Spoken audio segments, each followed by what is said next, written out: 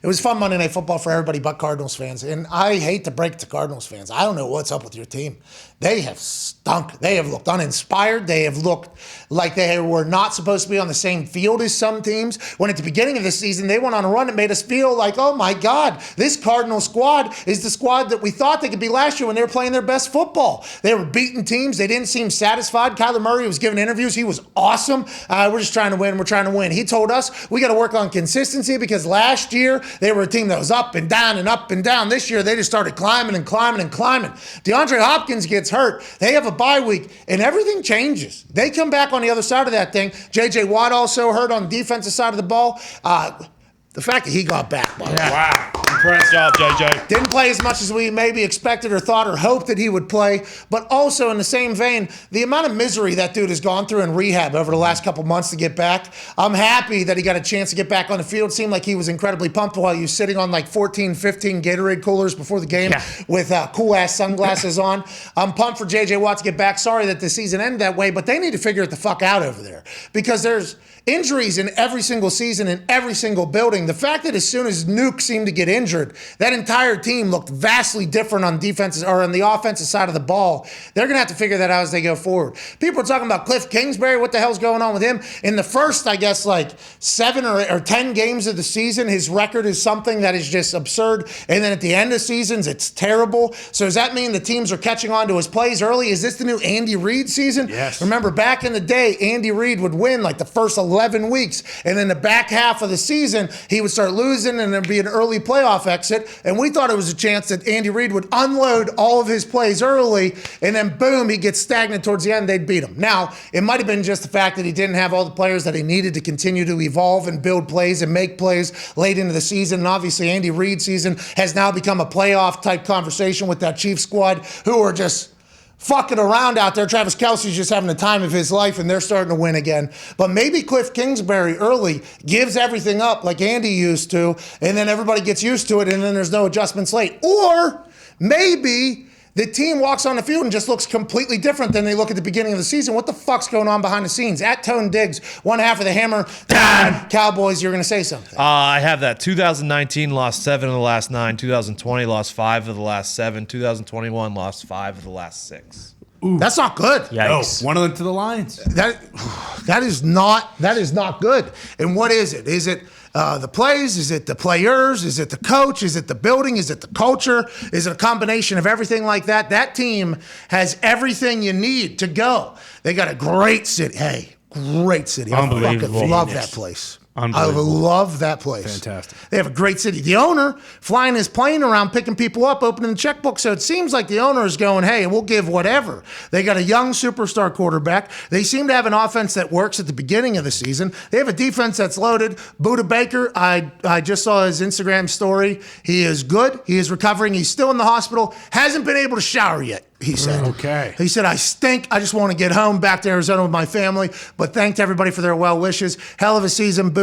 That's an absolute stud in the back end for the Arizona team. But that defense is unbelievable. You'd think they'd be able to go. This is a disappointing ending for them for sure. But on the flip side, I guess we got to compliment the Rams. Hey, what about last night? What happened to Kyler Murray and the Cardinals offense? Like, what is it? Is it the Rams defense was just out of their mind? Like, what do you think went on there? Are they dead? What it was a coach not knowing the most important thing to start every single football game, in my opinion. Here we go. Thank you. You go into every game, and the number one question you should ask yourself as an offensive mind is, can we block their front? And if you can, great. You got an opportunity to do basically whatever you want, at least try. If you cannot, every single play call should be about, all right, we can't block him. What do we do? Like, all right, we can. So 2 things I didn't like out of Cliff last night were it seemed every passing play in the first half of that game was trying to get chunk throws downfield because, well, the Rams don't have their safeties in. I don't care if I'm playing safety. You can't block their front. You can't hold the ball long enough to take those shots downfield. And then the run game was just right at the defensive line of the Rams. Like, you thought you were going to push around Aaron Donald and run the football at him. That's not – you just can't do that if you're the Cardinals. The ball should have been to the perimeter way more than it was, both in the run game and the pass game. They never utilized Kyler as a – like, my thing is this, dude.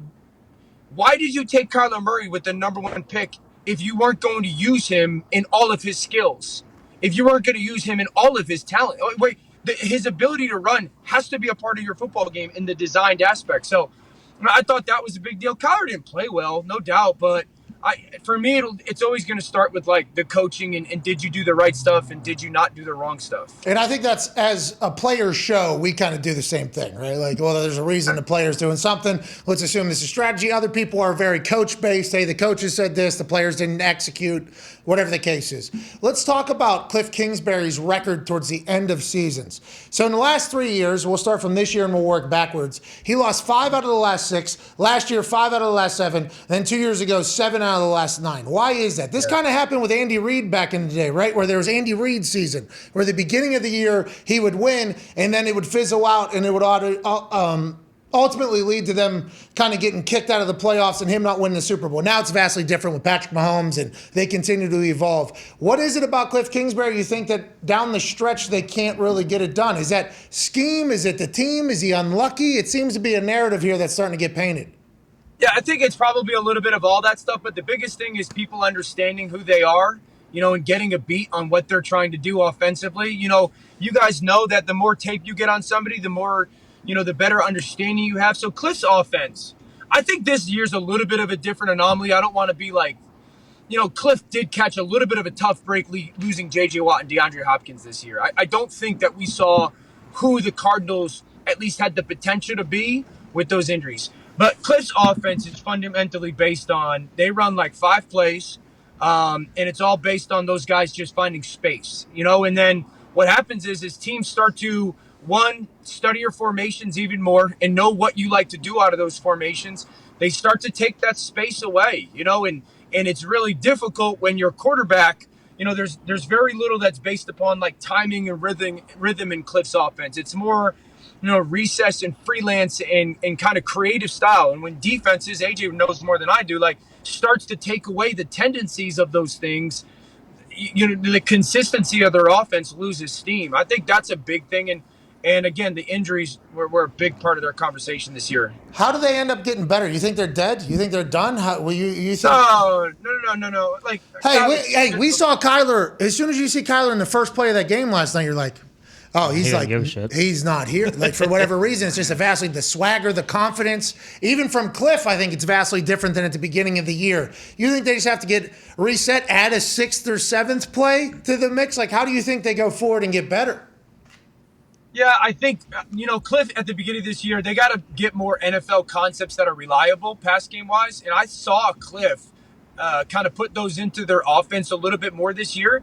Again, this year is such an anomaly, Pat, because the Cardinals offense is built around 2 people, Kyler Murray and DeAndre Hopkins. It's not built upon an offensive line. It's not built upon multiple weapons. It's not built upon a consistent run scheme. It's built upon those 2 guys. And when you lose 50% of that combination, it was very difficult for Cliff to adjust to any of that. AJ Green was doing so good in his role with DeAndre Hopkins because, hey, AJ, you're going to get the 2nd or 3rd corner. I need you to have 4 catches. Great. Rondale Moore, I just need you to be a gadget guy we can get the ball to. When you had everybody's role had to become elevated and the expectations of the role became elevated. So, they got to get more NFL concepts to be a foundational part of their offense. They need to build in more timing and rhythm. They've got to understand that I get it that there's an exposure to injury with Kyler, utilizing him in the run game, but they don't do it nearly enough. And if you're not going to do that, then get rid of him.